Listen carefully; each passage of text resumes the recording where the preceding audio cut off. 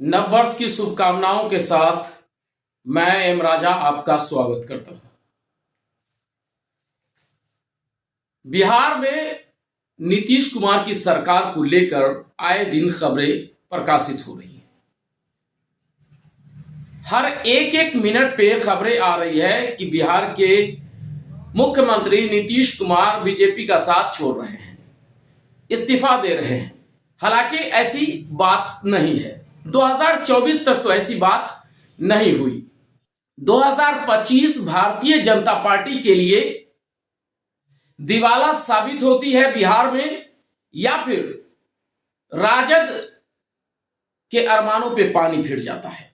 राजद के लोग, राजद के मुखिया नीतीश कुमार पर टकटकी लगाए बैठे हैं कि अब नीतीश कुमार इस्तीफा दे रहे हैं, अब नीतीश कुमार इस्तीफा दे रहे हैं। हालांकि 2024 तक तो ऐसा कुछ नहीं हुआ। हो सकता है 2025 में ऐसा कुछ हो जाए, ये बात अलग है।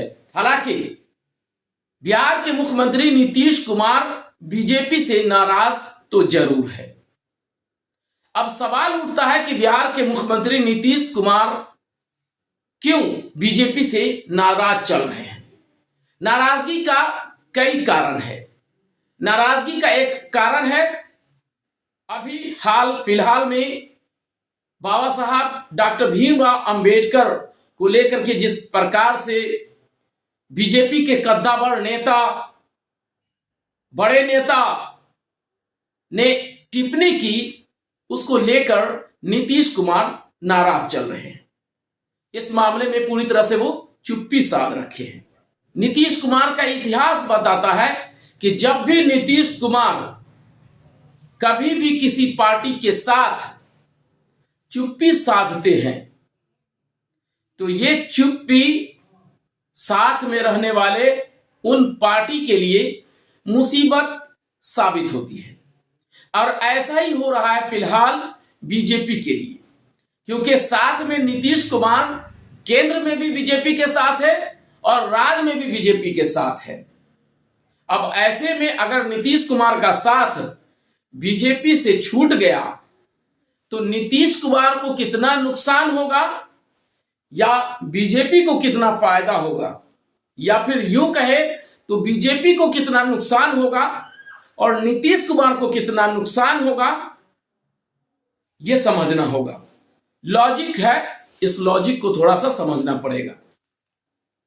बिहार के मुख्यमंत्री नीतीश कुमार को लेकर के जिस प्रकार से आम लोगों की राय है कि वो कभी भी करवट ले सकते हैं, वो पलट सकते हैं, लेकिन बात को समझिए। नीतीश कुमार बिहार में फिलहाल तो वो पलटने की स्थिति में नहीं है, क्योंकि अगर नीतीश कुमार को पलटना होगा तो वो केंद्र में पलटेंगे, क्योंकि नीतीश कुमार को पता है कि अगर उन्होंने बिहार सरकार को गिराने की कोशिश की तो फिर Nitish Kumar income tax, ED, इन तमाम दावपेच के बीच में फंस जाएंगे।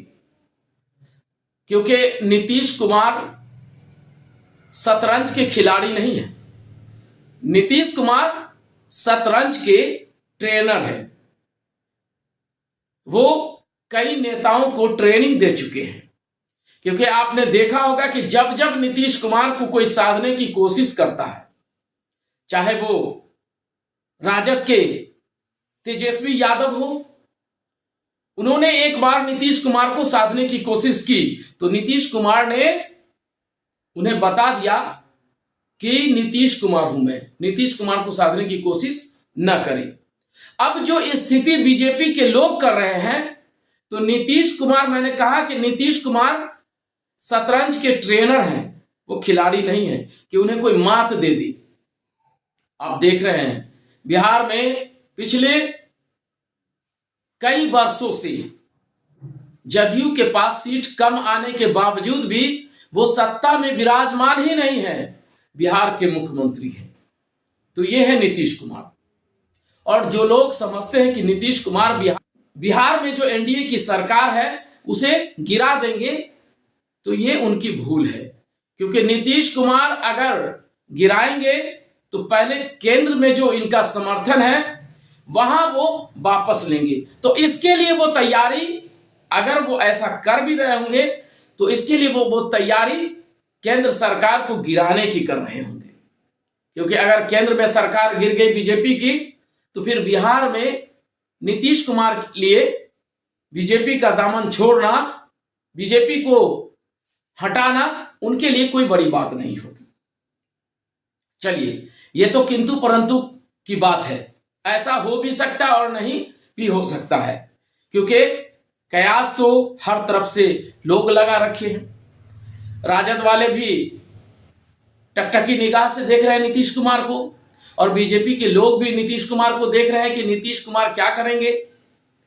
तो कहीं ना कहीं अभी नीतीश कुमार का स्टैंड साफ नहीं हुआ है, क्योंकि नीतीश कुमार इस मामले में चुप्पी साध रखे हैं। नीतीश कुमार कुछ बोलना नहीं चाह रहे हैं या फिर बोल नहीं रहे हैं।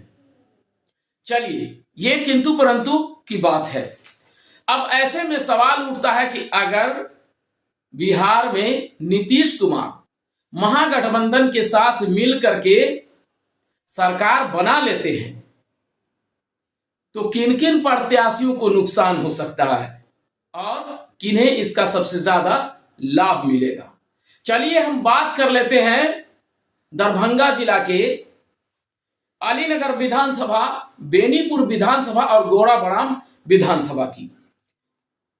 क्योंकि दरभंगा जिला का ये जो 3 विधानसभा है ये एक विधानसभा पर डिपेंड है, क्योंकि सवाल यहां बीजेपी में रहते हुए नीतीश कुमार अलीनगर विधानसभा को जदयू खेमा में लाना चाह रहे हैं।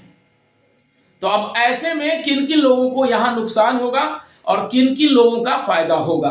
क्योंकि अगर जदयू और राजद मिल करके बिहार में महागठबंधन की सरकार बनाने में कामयाब हो जाए, क्योंकि जब नीतीश कुमार और महागठबंधन यानी कांग्रेस, राजद, लेफ्ट, तमाम जो पार्टियां हैं जो फिलहाल अभी विपक्ष में हैं सिवाय नीतीश कुमार के, तो नीतीश कुमार ऐसे में अगर वो बीजेपी का साथ छोड़ भी दे तो राजद में आने के बाद, महागठबंधन में आने के बाद अलीनगर विधानसभा के लिए वो, क्योंकि बीजेपी में रहते हुए भी जदयू सीट चाहते हैं नीतीश कुमार अलीनगर विधानसभा।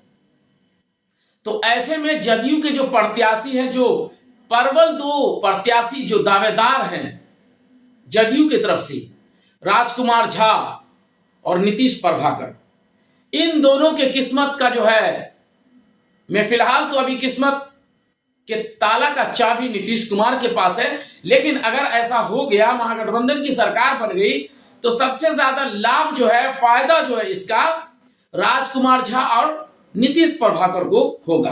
क्योंकि इन दोनों में से ही कोई एक चेहरा जदयू प्रत्याशी के रूप में, ये 2 ही चेहरा है और इन दोनों में से कोई एक चेहरा ही अलीनगर विधानसभा के लिए सामने होंगे।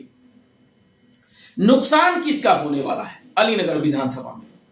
अलीनगर विधानसभा में विनोद मिश्रा का नुकसान होगा, क्योंकि अगर जदयू और राजद मिल जाए और पहले से जदयू अलीनगर विधानसभा को जदयू सीट के लिए प्रयास में है, तो राजद में आने के बाद भी अलीनगर विधानसभा जदयू खेमे के लिए पूरी तरह से वो जद्दोजहद करेंगे। तो अब ऐसे में अगर अलीनगर विधानसभा जदयू हो जाए तो फिर अफजल अली खान के लिए उनका जो रास्ता है बिल्कुल साफ हो जाएगा। क्योंकि अगर अलीनगर विधानसभा जदयू हो जाए तो फिर गोड़ाबड़ाम राजद के लिए उनका दरवाजा खुल जाएगा। तो वहां के लिए अभी जो प्रबल दावेदार है वो अफजल अली खान है। क्योंकि अगर राजद की बात करें तो जो हारे हुए प्रत्याशी हैं, कम वोटों से हारे हैं, तो उन्हें प्राथमिकता दी जाएगी। तो इस लिहाज से अफजल अली खान के लिए राह आसान हो जाएगा। तो ये हो गया अलीनगर विधानसभा, क्योंकि जदयू खेमा हो जाएगा। तब यहां पे विनोद मिश्रा के लिए काफी नुकसानदेह होगा, क्योंकि उनका जो मेहनत है, उनके मेहनत पे पानी फिर जाएगा। अब ऐसे में सवाल उठता है, क्योंकि जदयू और बीजेपी जैसे ही अलग हो जाएगी तो सबसे ज्यादा लाभ होगा यहां पे बीजेपी के जो प्रत्याशी, जो लोग अभी प्रत्याशियों के रेस में है उन्हें इसका लाभ मिलेगा।